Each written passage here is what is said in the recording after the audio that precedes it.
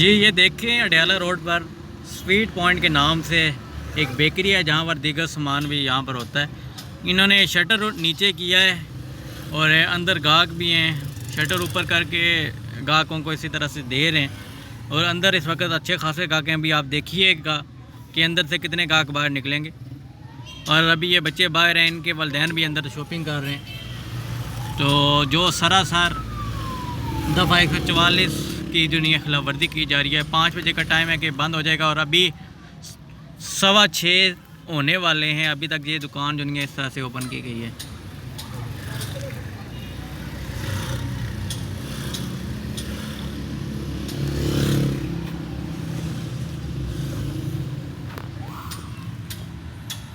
बाकी देखें तमाम तरफ दुकानें इसी तरह से बंद हैं और सामने भी इसी तरह से है। लोग बाहर बैठे हुए हैं, जो भी बंदा आता है उसे खोल के अंदर से दे देते हैं। और मोस्टली जो नहीं है शॉप इसी तरह से। और ये देखें जाए अभी ये शॉपिंग करके आए हैं और अंदर अभी इसी तरह से बंदे हैं मौजूद।